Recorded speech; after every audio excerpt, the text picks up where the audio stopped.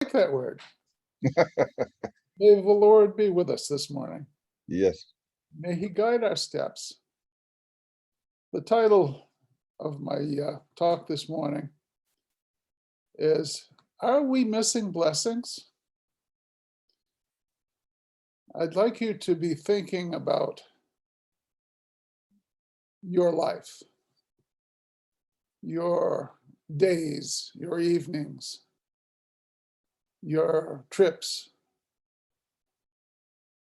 Are you looking for blessings in all these situations and times?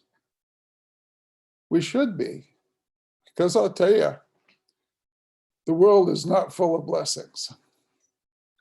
If you look at the news, I'm going to be a little lighthearted this morning.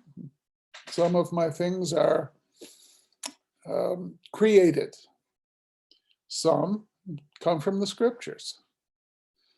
In fact, I'm going to speak a little bit about some things that Brooke spoke about recently, about my favorite person in the scriptures, Jonah. I'm going to carry on a little bit further from where he left off and see if we can't figure out a way to look for blessings, to be blessed, and to enjoy life more. Now, I hope that you remember that Brooks did speak last week, or I think it was last week anyway. But just in case, and you're having a senior moment, like I sometimes have, it was Easter. What often comes to my mind on Easter is a story I heard many years ago when we were living in the Boston area. I heard this from a reputable source, so I believe it to be true, kind of, sort of. But here goes.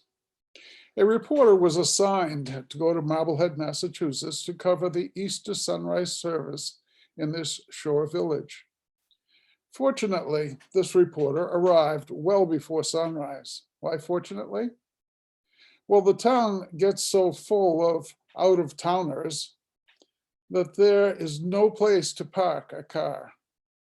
The roads near the beach are completely plugged. The roads in the rest of the area are also impassable as people drive in as far as they can and then just get out and walk to the shore. The preacher never comes late. In fact, he spends the night at the wharf to be sure of his bed and breakfast. Yes, the motels are all filled up. I understand some have standing reservations year to year. You may ask, why is this spot so popular? It is because it has a wide beach and a clear line of sight to the ocean for a large crowd of spectators. There is a pier from which is hung a public address system for the minister to use for his Easter message. I do not like crowds, so I've never been. Still, it seems strange that so many people congregate at this location. The natives are recorded as saying that it is because the idiots are looking for a place where they can see the light over Marblehead. Think about it. Now, I can understand going somewhere like a mountaintop or a beach to see the sun come up and have a few moments of communion with our Savior. That's a good thing. However, I think that a blessing I would receive, or any blessing I would receive from such a time of reflection at Marblehead, would be spoiled the minute the service was over, and the mad dash of the average human to get out of there and go on with their lives would ruin any blessing that they might have received. I relate this to my youth growing up in a large community that was predominantly Catholic, although they were not the only ones, I'll get it out after a while, who would almost peel out of the church parking lot when their service was over. In short, beware the exodus if you want to live. That was the motto in my hometown.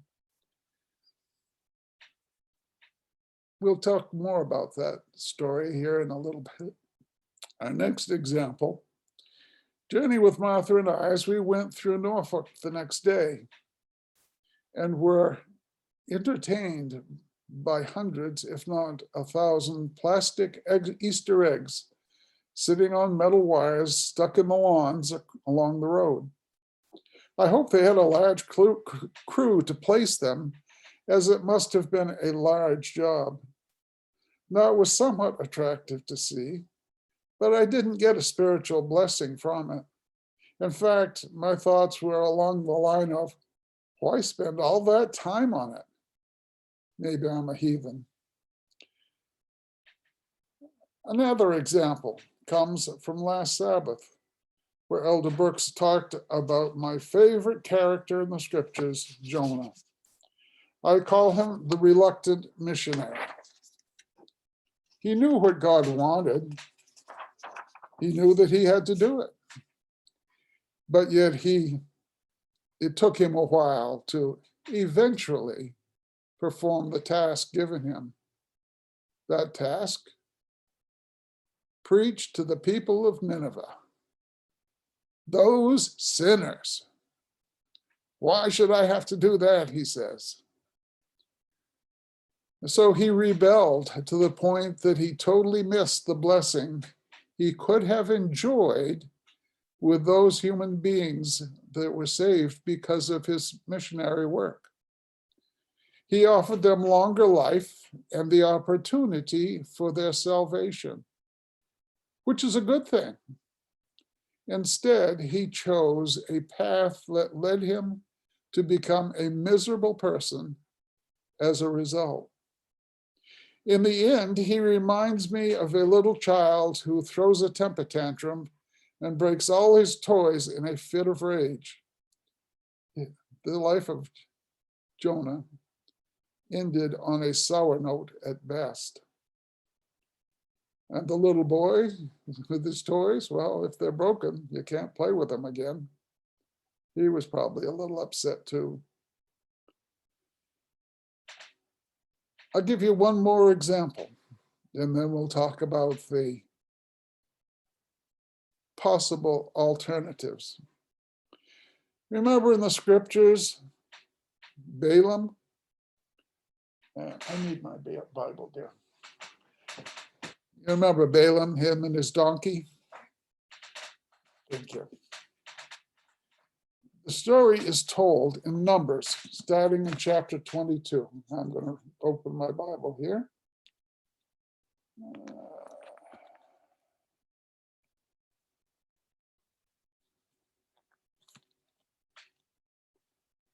Oh, there it is. It's nice to have tabs in your Bible, but you have to remember the sequence too.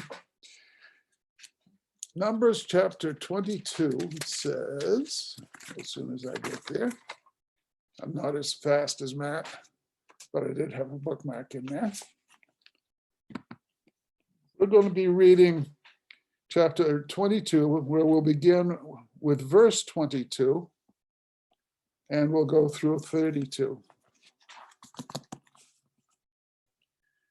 Balaam, the donkey, and the angel, it says in my Bible. Then God's anger was aroused because he went, and the angel of the Lord took his stand in the way as an adversary against him. And he was riding on his donkey, and his two servants were with him. Now the donkey saw the angel of the Lord standing in the way with his drawn sword in his hand. And the donkey turned aside out of the way and went into the field. So Balaam struck the donkey to turn him back onto the road. Then the angel of the Lord stood in a narrow path between the vineyards, with a wall on one side and a wall on the other side. And when the donkey saw the angel of the Lord, She pushed herself against the wall and crushed Balaam's foot against the wall, so that he struck her again. Then the angel of the Lord went further and stood in a narrow place where there was no way to turn either to the right or to the left. And when the donkey saw the angel of the Lord, she lay down under Balaam. So Balaam's anger was aroused, and he struck the donkey with his staff. Then the Lord opened the mouth of the donkey, and she said to Balaam, "What have I done to you that you have struck me these 3 times?" No, Balaam doesn't notice that the donkey is talking, as he says, "Because you have abused me. I wish there was a sword in my hand that now I would kill you." So the donkey said to Balaam, "Am I not your donkey on which you have ridden ever since I became yours to this day? Was I ever disposed to do this to you?" And Balaam said, "No." Then the Lord opened Balaam's eyes, and he saw the angel of the Lord standing in the way with his drawn sword. That made Balaam kind of think a little bit, I think. His drawn sword in his hand, and he bowed his head and fell on his face. "Oops, I blew it," Balaam thinks. And the angel of the Lord said to him, "Why have you struck your donkey these 3 times?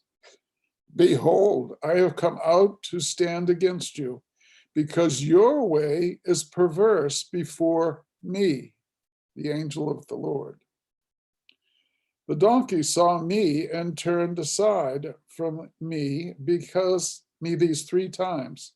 If she had not turned aside from me, surely I would also have killed you by now and let her live."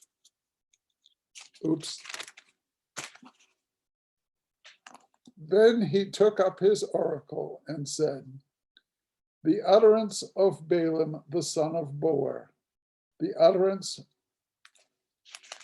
let me see, where am I here? I missed a page. Yes, I did. I thought that didn't sound right. And Balaam said to the angel of the Lord, "I have sinned, for I did not know you stood in the way against me. Now, therefore, if it displeases you, I will turn back." You notice that he's kind of hedging here. If it displeases you, the angel is going to kill him. Then the angel of the Lord said to Balaam, "Go with the men, but only the word that I speak to you, that you shall speak." So Balaam went with the princes of Balak. I think we all know the rest of the story, as Paul Harvey would say. Balaam was greedy. Balaam wanted something that the king of Moab could give him. The problem was, Balaam knew that the Lord didn't want him to go. He just wanted that money. It was more important to him than the Lord.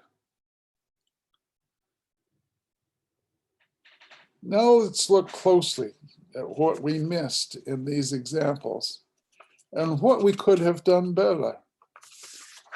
The Marblehead story.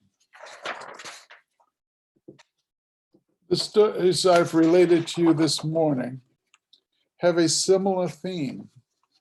We may start out on a path that we think is just hunky-dory or plainly said great. We follow that path and encounter an obstacle. We seldom stop and consider that there may be a reason for this obstacle in our path.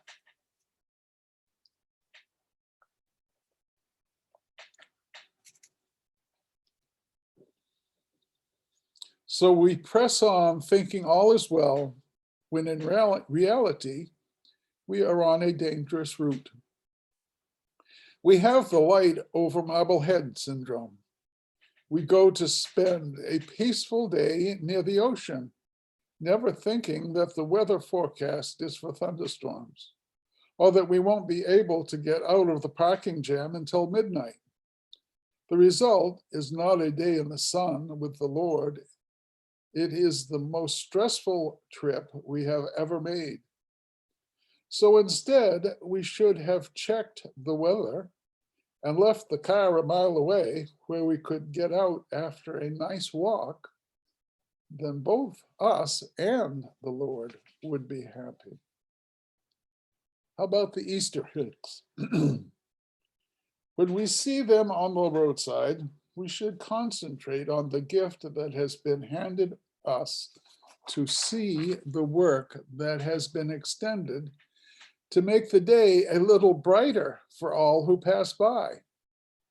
It may not be the type of religious decoration you get a blessing from, but by concentration on the positive effort that went into it, we can be blessed by the kind efforts of others. And then back to Balaam. Why did Balaam not see the donkey? Because he was desirous of the reward of the Moabites and refused to see what errors he was committing. In other words, greed, you know, that green thing, blinded him. We all have blind spots or the tendency to jump in where angels fear to tread. When my kids were young, we would watch Sesame Street with the Muppets. If you're not a Muppets fan or of that genre, then they taught simple solutions to our problems. For example, when they were having difficulty getting the foods for a picnic, they would say something like, "Plan your picnic." Other gems were, "Think before you talk or act." That's a good one for me. I hope maybe for some of you as well. Pray before you make a decision. Oh, that's a biggie. I think all of us have that problem. Now, that's not really a Muppet thing, but it's still a good idea. And most important, let Jesus be your guide. Jesus wants us to be the happiest beings on this planet. He wants us to enjoy every single moment of every single day, which is possible, even with the stresses that we face, if we just take a moment and look at what's going on, observe our surroundings, take a few minutes and think things over before opening our mouths. It can bring us to a better place. Instead of sitting in having a temper tantrum, instead of grumbling about the things that are going on around us, if we look for the positive things, if we work together, you know, I can say to Martha, I'm having kind of a bummer day. Martha can say to me, well, why don't we just do something else? There is no need to lose our temper. There is no need to dig our temper out of our pocket and put it to use. There is no need to think like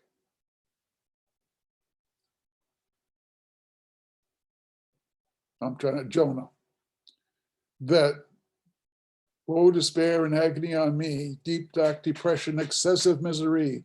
If it weren't for bad luck, I'd have no luck at all. Woe, despair, and agony on me. We don't need to be like Jonah. There is no reason to be like Jonah. We all know the guy upstairs. He may cry because of the stupid things we do, but he loves us. He wants us to be with him. And so does his Father. And so do all three of the Trinity. That's what their life is like, is getting us out of trouble. They don't want us to be in trouble. They would prefer us not to be in trouble. But yet they are willing to postpone their joy to help us get out of trouble. We need to work together, just as they work together, to create an atmosphere where things are better than they used to be instead of worse. So I ask you, how do you want to spend your day? How do you want to spend your Sabbath? Do you want to spend it singing songs? Do you want to spend it taking a walk in nature and admiring the Easter eggs? Do you want to spend it with family and friends, reading from the scriptures? Or do you want to have a temper tantrum? I tell you, if you have a temper tantrum, you're going to either make your hands hurt, make your feet hurt, or you'll fall down and hurt yourself. Not a great option in my estimation.